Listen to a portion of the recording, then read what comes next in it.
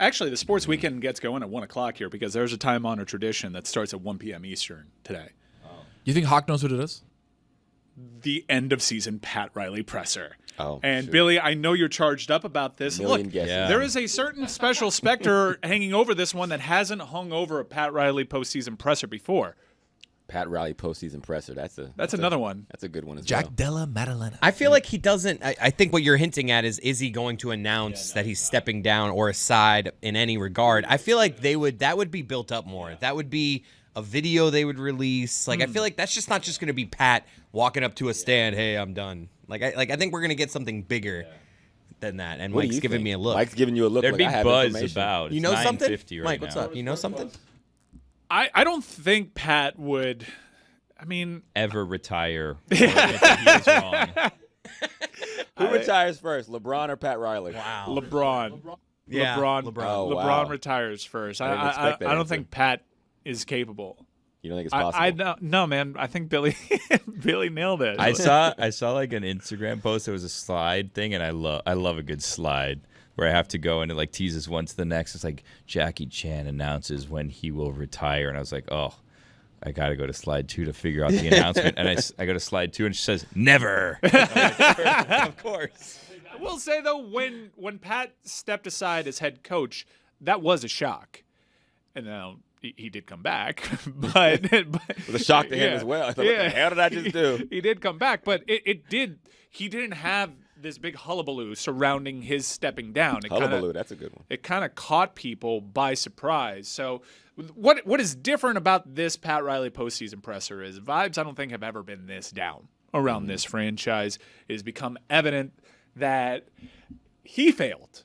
You know, it wasn't just the players, coaches. There was an architectural flaw around this team. And this season gave credence to the fact that, yeah, I know, at the end of the day, you made it to 2 finals. One is an 8 seed. One in the bubble. One, you went on an improbable run. No one's ever going to take that away from you. But also, it worked against the best interests of this franchise over the last 2 seasons because it tricked you into thinking that team was championship caliber, and they just got hot. They were fluky. It pains me to say that. There were so many great memories. Beating Boston's ass, I love it. It's great. Great memories. But that team was not going to get over the hump as it was built. They needed a player better than Jimmy Butler. This president failed the franchise. So what do we want here? An apology? I do. Just I do. like- I don't want to Wow, hear okay. him. I don't want to hear Good him. luck with that. I'm not one of those people that's pushing Pat Riley out the door.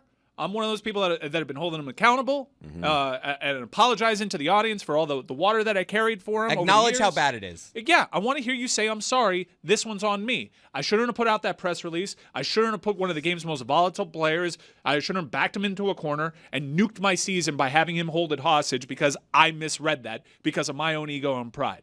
That's what I want to hear from Pat Riley, an acknowledgement that it wasn't just on Jimmy Butler. It was you and Jimmy Butler clashing heads, having this power struggle that was beyond stupid for a team that finished 10th in the Eastern Conference. That would be incredible. It's not going to happen. I think there will be an acknowledgement of this hasn't been our best year yet. Nah, we're moving forward with people who want to be here. No, you Last have to be year, that wasn't the accountable. case. Like, I mean, there will be heat culture. very limited accountability. There will be a line or two. Whale of, hunting. It's not good right now. I know we need to fix What comes this. first, an apology or a retirement for Pat Riley? A retirement. I'm just trying to get a gauge. I here. think that- I I'm think- just ranking the system. I think- so. LeBron retires. You don't think What's this one next? got to him? Okay. You don't think that this season in particular was a thudding acknowledgement that they had it wrong? He's had to have heard the noise. Like, you have to acknowledge it. No, he has. He has. Like the stuff that he's leaked out, like the one South Beach sessions, like the I'm washed thing that he did with Dan. Like, he's heard the chatter. He knows. He knows. He knows he lost me over the course of the season. I know that. He knows that he's got to pay Terry Rozier $26.5 million next year. The What do you- Rozier thing. Can he just be like, Yeah. my bad? My bad. It's already been leaked out to beat writers. Like, they know. They know. With finality, they botched that one. And he'll probably acknowledge that today, but there's huge obstacles here. What are you going to give the fan base to excite them? Pat Riley is always good about that. But I think what I want more than anything is a pound of flesh. I want an acknowledgement that your ego, your pride got in the way. that you failed in putting a right roster for one of the greatest head coaches ever together, but also because of BS, you kind of interfered with the season and you made it worse than it should have been by not trading Jimmy over the summer, by backing him into a corner, by upping the ante, and if you believe what Jimmy's leaked out to The Athletic, by having a ridiculous meeting with Jimmy Butler that he turned around and used against you. Like, we need to acknowledge that we failed here, and you don't have much time, Pat. Like, you're getting up there. I want Pat to ride off in the sunset with the ultimate glory of a championship, because that guy, one of the greatest head coaches of all time, certainly one of the greatest executives of all time, one of the greatest motivators of all time, one of the great personalities in that sport, certainly a South Florida hero. I've always maintained this team could go winless next year. Pat Riley gets to decide how he wants to go out. There is no Miami Heat franchise. There is no legacy. There is no culture. There are no banners without Pat Riley. If there is one, this was a nothing franchise before Pat Riley got here. If there's anybody in this town that deserves to write their way out, it's Pat Riley. Just don't be delusional. Don't pee on my shoe and tell me it's rain. Don't like get me excited for next year, but acknowledge that you kind of let me down. The thing is, when you're talking about writing the storybook ending for Pat Riley, like, you look at the landscape of the NBA right now, and the Heat are so far away from winning a title with the current roster construction and with the options that are coming out as far as free agents, as far as players you can trade for.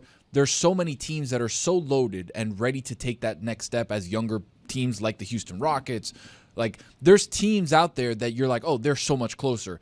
For the Heat to chase that championship, it's like, how many years can Pat chase, and how many years can he try and build a championship roster that it's like, we're getting really up there. Yeah, and how open can he be about all the failures that he's perceived to have done, especially this season, with that on the back burner? Like, basically, you start to build your own case to get you out of there. I wouldn't self-incriminate that way, but I get why you want, that kind of accountability. And look, Bam's still young. He's technically in the prime of his career. It feels like he's older than he actually is. But I don't know. It's not like when they had the down year, you knew that when they drafted Michael Beasley, didn't get lucky enough to get the top pick in Derrick Rose. You still had a player in the prime of his career that you knew could get you there in Dwayne Wade. Is the superstar player that could be a piece on a championship team on this roster? We know that that's not the case because they were in the play-in as a 10 seed and got in and got thoroughly dismantled by a team that is, by the way, down 0-2 to the Indiana Getting Pacers. exposed. Yeah. Hurt, albeit, but still. It's not just that the Cleveland Cavaliers are great. In fact, they're looking a little funny under the light. You were just really, really bad. It worked out better that they got Michael Beasley, right? Because had they gotten Derrick Rose, they never would have had a big three. Yeah, exactly. You never know how that shakes out. They would not have had the big three if you had Derrick Rose. I think you have a big three with Derrick Rose. If Derrick Rose is part of it, do you have a big three? Do you get Bosh instead of LeBron? Derrick Rose won an MVP, dude. Man. Derrick Rose went on to win an they MVP. took that one away from LeBron. Let's be honest. I don't know. Politics. I don't know if you have LeBron. You Politics. probably don't have. Probably don't have Chris Bosh, and you have like three little guys. Well, two little guys on the perimeter in Dwayne Wade and LeBron and Derrick Rose and. Maybe you revolutionized basketball before and you put LeBron at the 4 and there's just no Chris Bosh. But come on, man. That's tough. I'd rather Bosh have at the had 4 Derrick was Rose. revolutionary at that point too. You'd rather have had Derrick Rose than the Michael big Beasley? three? Then Bees, no. Yeah. I would have taken Beasley.